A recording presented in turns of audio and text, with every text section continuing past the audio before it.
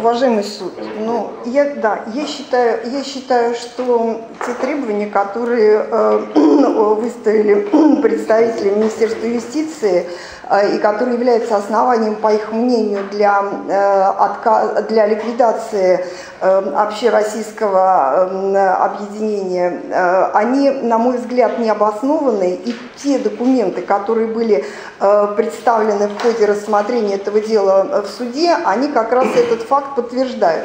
Значит, я прошу суд простить за одно такое лирическое отступление, которое вот на протяжении всего судебного процесса не дает мне как бы покоя, я хочу его высказать. Значит, получается, что при вот решении данного вопроса, при предоставлении документов на регистрацию, при исправлении ошибок, которые допущены, с одной стороны, это Министерство юстиции. Безусловно, те представители, которые у нас сейчас в суде присутствуют, или какие-то другие работники Министерства юстиции, это люди высококвалифицированные, занимающиеся профессионально вопросами, связанными с регистрацией документов, досконально знающие о том, какие пункты, положения должны быть там в уставах и других документах, владеющие свободно законодательством Российской Федерации по этому вопросу. С другой стороны, общественные объединения. Уже само по себе общественное объединение говорит о том, что эти люди не могут быть на равных в своих действиях с Министерством юстиции и его представителями. Поэтому в данной ситуации, на мой взгляд, как Министерство юстиции, так и суд при рассмотрении подобной категории дел должен все-таки это учитывать и принимать во внимание, что не может общественная организация владеть законодательством и всеми необходимыми для их существования нормами в таком же виде, как Министерство юстиции. А вот от того, что такого знания вопроса законодательства у общественной организации нет, отсюда и возникают всякие вопросы. И, соответственно, возникают те нарушения, которые, вот, например, были допущены при проверке движения. Значит, что является основанием для предъявления в суд административного искового заявления? Значит, первый вопрос – это о том, что в устав движения не вносились изменения. Значит, уважаемый суд, вчера были представлены документы о том, что 16 июля этого года, после судебного заседания, которое было проведено в Верховном суде, значит, был создан внеочередной съезд, и на этом внеочередном съезде были внесены изменения в устав в соответствии с теми замечаниями, которые были сделаны в двух предупреждениях Министерства юстиции и в исковом заявлении. Значит, после того, 18 или 19 и 20 июля документы, в частности, вот этот самый устав, значит, со всеми приложениями, были поданы Министерству юстиции. Значит, представители общества обращались в Министерство юстиции с просьбой дать им какие-то консультации, либо указать, проверить их устав и указать на те недостатки, нарушений, которые имели место быть, для того, чтобы они могли своевременно эти вопросы решить.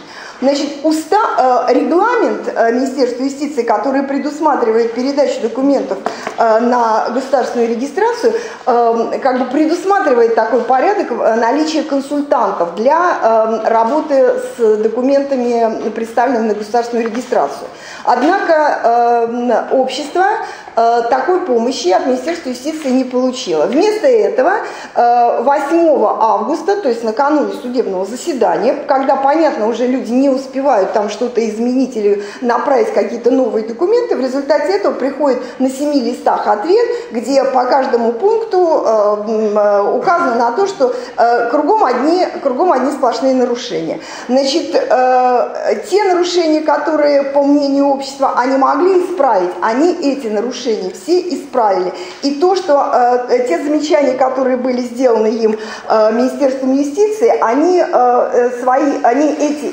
эти замечания учли, и эти замечания внесли в тот устав, который был представлен Министерству юстиции. Значит, те нарушения, которые сейчас Министерство юстиции обнаружило 8 и составило об этом письмо 8 августа 2016 года, они вот к тому исковому заявлению и к тем предупреждениям, которые были даны обществу, они отношения не имеют. Поэтому мы считаем, что вот те замечания по внесению изменений в устав в соответствии с требованиями законодательства, которые существовали на момент предъявления искового заявления и двух предупреждений, те замечания общество устранило и выполнило. Поэтому считаем, что в этой части как бы требования административного искового заявления свое подтверждение не нашли. Больше того, вот этими внесениями изменений опровергаются. Значит, следующий вопрос – это количество региональных отделений. Значит, представляли суду документы в подтверждении того, что этих региональных отделений 46.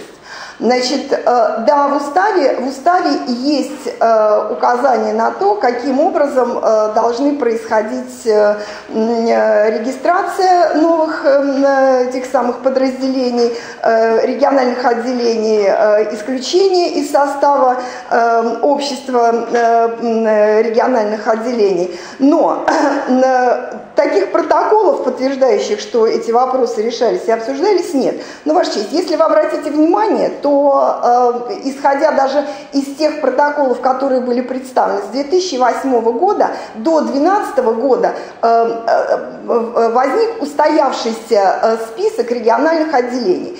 И о том, что эти региональные отделения существуют, значит, были представлены в суд списки, были представлены списки Министерства юстиции, значит, поэтому и вот третий съезд, который был в 2012 году, он как раз подтвердил, что на момент проведения съезда было 46 региональных отделений, потому что присутствовали на съезде 34 делегата от региональных отделений. И эти 34 делегата являются ничем иным, как 2/3 от тех самых всех региональных отделений. Значит, говорить о том, что этот съезд является нелегитимным, оснований никаких нет. На сегодняшний день вопроса об этом никем не поставлено. Значит, решение этого съезда недействительными в установленном законном порядке не приняты. Соответственно, надо исходить из того, что этот съезд имел место быть, и он, как бы те вопросы и те решения, которые он принимает, они на сегодняшний день являются законными, руководящими, и ими нужно руководствоваться. И вот исходя из этого съезда, следует, что 46 региональных подразделений есть в обществе, и, соответственно, они свой статус общероссийской общественной организации не только не утратили, но и подтверждают. Значит, те расхождения, которые были вчера установлены в судебном заседании между теми протоколами, которые имеются в Министерстве юстиции, и теми протоколами, которые были представлены, они, в общем-то, тоже объяснимы. Эти протоколы были получены из региональных отделений с мест. Вот те документы, которые у них были, те документы они и представили. Вносились в эти документы изменения, по всей видимости, вносились. Не направлялись такие документы в Министерство юстиции, ну, по-видимому, тоже не направлялись. Но такие документы имеют место быть. Никто на сегодняшний день эти протоколы, которые были представлены суду, никто эти протоколы недействительными не принял, не оспорил их. И как бы надо полагать, что на сегодняшний день они тоже являются действующими. Соответственно, факт того, что 46 региональных подразделений подтверждается и внеочередным съездом, который состоялся 16 июля этого года, значит, на котором присутствовало 35 делегатов, что составляет 2/3 от всех региональных организаций, то бишь от 46. Поэтому я считаю, что статус общероссийской общественной организации также вот, был подтвержден, и на сегодняшний день как 46 этих региональных отделений, они как были, так они, в общем-то, и на сегодняшний день существуют. Следующий вопрос – это вопрос с адресом. Ваша честь, ну, представили и в этом самом уставе написали, и отдельные документы подавали о внесении изменений в адрес. Значит, представили протокол, договор субаренды, из которого следует, что общество заключило этот договор, причем этот договор существует как бы уже не первый год. В этом договоре четко указан юридический адрес. Да, было указано на нарушение, что в этом самом общество не может быть двух адресов, которые существовали ранее, но после судебного заседания, которое состоялось 2 июня, общество учло те замечания и представило в Министерство юстиции для регистрации свой новый единственный адрес по улице Сретенка, дом 27, дробь 29, строение 8, офис 201. Поэтому, как бы, что касается устранения нарушений, которые были допущены обществом с адресом, они тоже на сегодняшний день устранены. Значит, подтверждение этого тоже нами были представлены. Значит, секунду.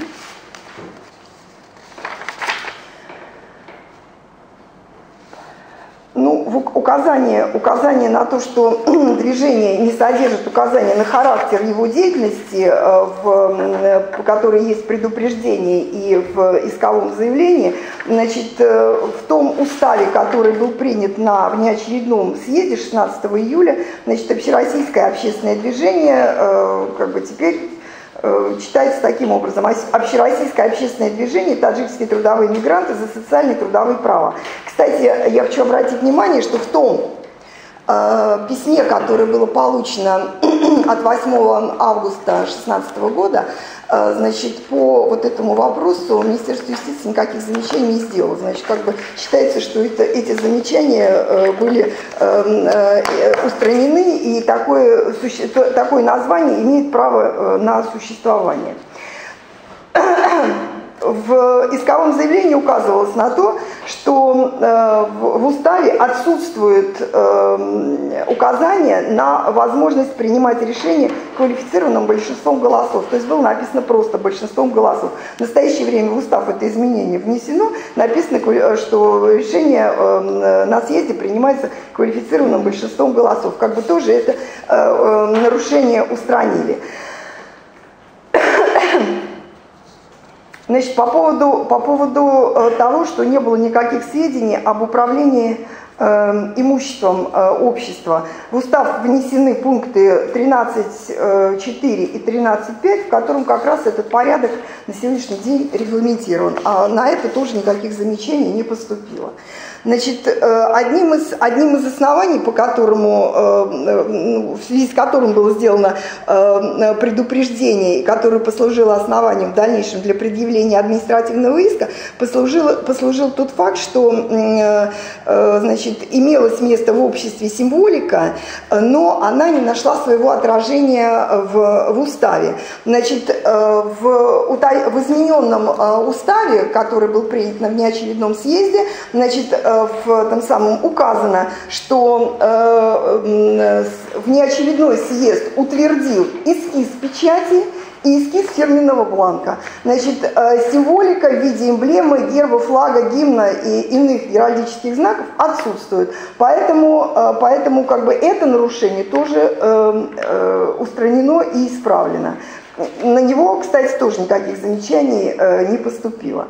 Значит, дальше. Деятельность Координационного совета. Ваша честь, представили все протоколы, несмотря на то, что ранее деятельность Координационного совета освещалась в печатном органе общества, значит, и своевременно не были представлены протоколы Координационного совета. Мы в суд представили все протоколы Координационного совета. Значит, в соответствии они проводились по насущным вопросам, которые были необходимы для дальнейшей деятельности общества, значит, с той периодичностью, которая указана в уставе, 1 раз в квартал, поэтому никаких те замечания, которые были сделаны, они тоже устранены. То же самое с протоколами контрольно-ревизионной комиссии. То же самое, все протоколы представлены в соответствии с ревизионная комиссия работала в соответствии с тем регламентом, который предусмотрен уставом, то есть заседания происходили один раз в полгода. Тоже эти протоколы представили. Ну, на сегодняшний день считаем, что эти все действия, которые нами были выполнены, они свидетельствуют о том, что общество не грубо нарушает требования закона и игнорирует указания Министерства юстиции, а в силу недостаточности юридических знаний для того, чтобы надлежащим образом оформлять свои документы, значит, в силу отсутствия этих знаний допускают какие-либо нарушения, но при этом готовы при получении замечаний эти нарушения исправить и предпринимают все действия для того, чтобы эти нарушения исправить. Значит, я, Ваша честь, сейчас остановилась только на тех фактах, которые изложены в исковом заявлении. Я считаю, что все те основные доводы, все те доводы, которые были кроме доводов, изложенных в исковом заявлении, вчера в судебном заседании представителей Министерства юстиции, они не могут рассматриваться в настоящем судебном заседании, в настоящем процессе, поскольку в соответствии с требованиями административного кодекса суд не может выйти за пределы исковых требований и должен рассматривать дело только в рамках тех исковых требований, которые заявлены. Те требования, которые заявлены, я их озвучила, я на них сослалась. Остальные замечания, которые были сделаны обществу, они устранены, и этот факт подтвердили вчера представители Министерства юстиции. Значит, Ваша честь, я хочу обратить ваше внимание только на одну норму, которая почему-то при рассмотрении настоящего дела, она как-то совсем не звучала и не учитывалась. Значит, в связи с рассмотрением подобной категории дела о ликвидации организаций, в том числе и общественных, значит, Конституционным судом Российской Федерации было вынесено постановление номер 14П от 18 июля 2003 года. И в этом постановлении Конституционный суд четко указал, что отсутствие конкретного перечня положений, нарушение которых может привести к ликвидации юридического лица, не означает, что данная санкция может применяться лишь по одному формальному основанию в связи с неоднократностью нарушений, обязательных для юридических лиц правовых актов.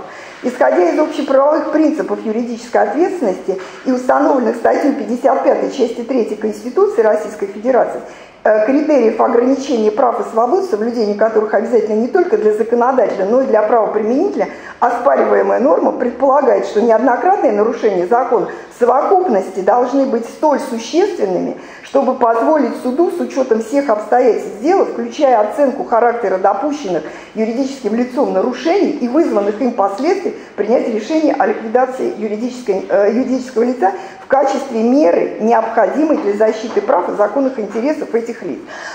И в этом постановлении также Конституционный суд указывает на то, что ликвидация организации должна быть исключительной мерой и применяться только в том случае, если невозможно устранить те нарушения, которые были установлены в результате проверки. Я считаю, что все эти нарушения, которые были установлены, они действительно имеют место быть, мы их признаем. Все эти нарушения, которые были установлены в ходе проверки Министерства юстиции, они устранимы.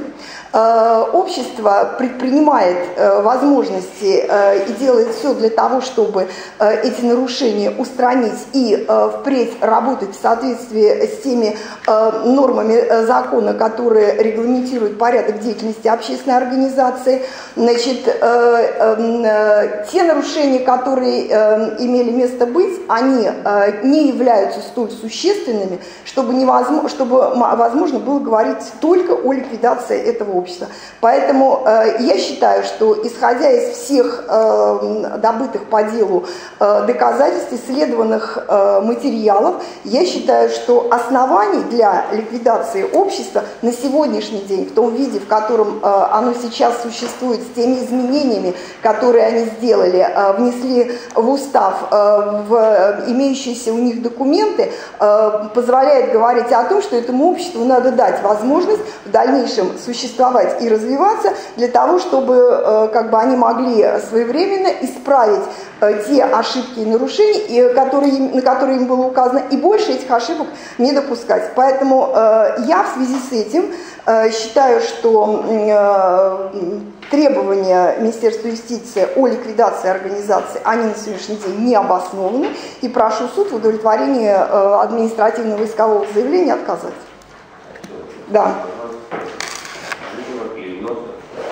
Поддерживаем.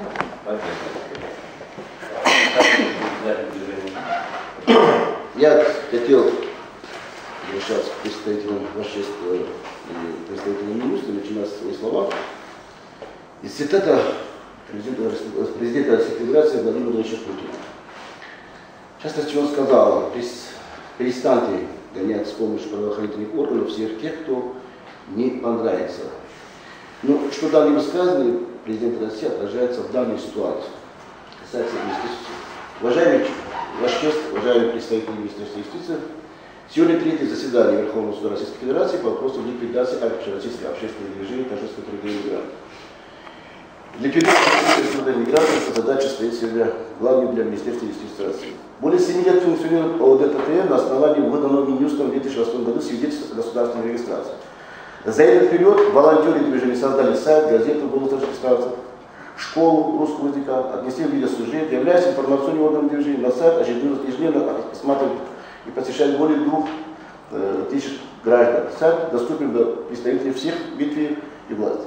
Мы не шахматисты, мы не ведем игр. Наш демократический действие – это защита прав и свобод, демонстрацией которыми являются трудовые мигранты из Таджикистана. Благодаря волонтерам движения были защищены от произвола отдельных представителей правоохранительных органов тысячи граждан Таджикистана.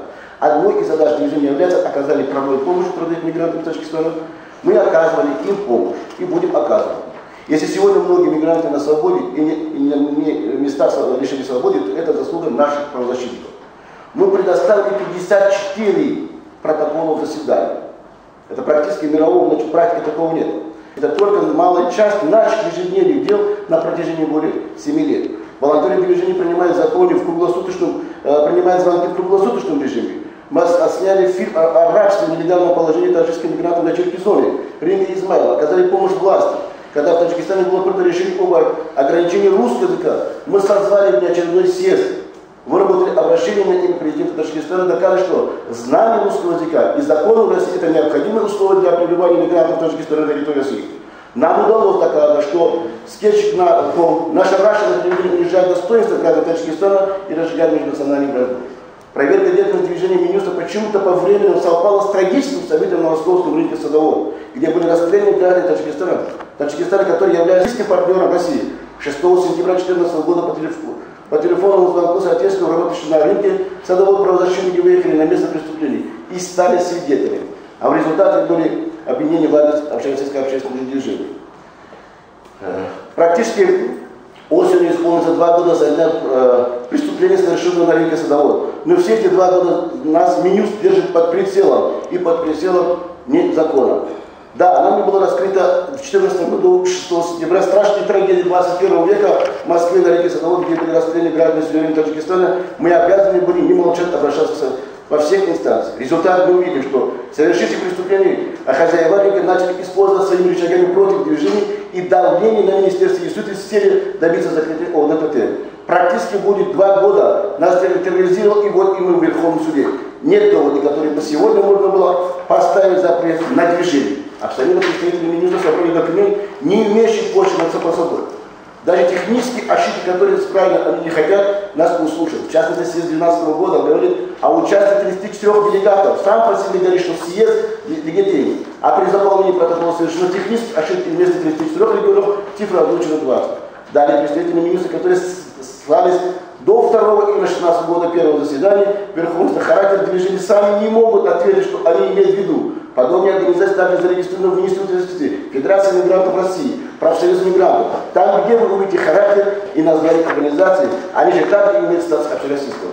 Да, действительно, из-за слабой подготовки юристов мы видим ряд недостатков, в частности, в нашей работе. Не были учтены при проведении собраний в регионах, но созданы, не были учтены стали организации, которые должны были приостановить своей деятельностью. Но в этом мы видим, что на период подготовки к второму заседанию представители Минюс практически не хотели общаться с нами.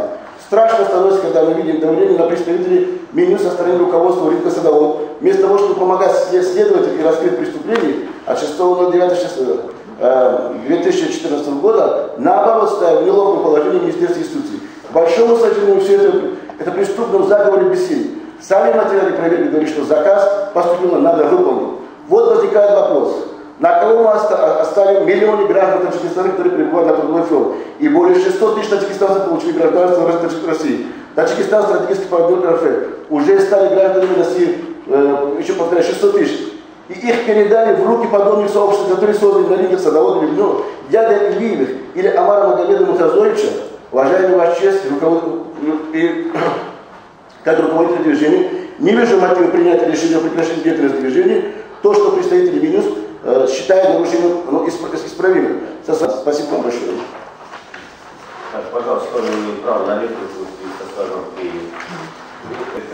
Ваша честь, я хочу сказать, что когда я говорила, что общество не знает законы, а не владеет законами в той мере, в котором этими законами владеют представители Министерства юстиции, для кого эта работа является профессиональной деятельностью. Поэтому тут на это хочу обратить внимание. Еще одно просто такое замечание человеческое. Вы не хуже меня, уважаемый суд, знаете, что такое ликвидация. И если сейчас организация, находящаяся в этой стадии, когда они пытаются что-то делать, что-то оформлять, как-то исправлять те ошибки. Если на них сейчас еще свалится вся эта процедура, связанная с ликвидацией, просто эта организация не будет, она уже просто никогда не восстановится. Поэтому, на мой взгляд, сейчас, уважаемый суд, в ваших руках существование этой организации. Мы просим эту организацию не ликвидировать. Я прошу извинения. Действительно, вы правы. Я с вами согласен, потому что во многих вопросах у нас есть недостатки. У нас слабые юристы, я говорю, слабые все. Я хотел у кого-то учиться в нашем российском демократическом государстве. К сожалению, они у нас учатся. Значит, получается, они намного позже или может раньше, не видели. Вот сегодня представители международной организации, мы удивлен. Откуда столько бумаг, столько у вас работ, столько здесь, прием по 100 человек в день, не получаете гранты. Вы абсолютно, понимаете, мы не просили никого не мешали. Я хотел, что мое выступление приобщено было к общему делу. Возможно такое?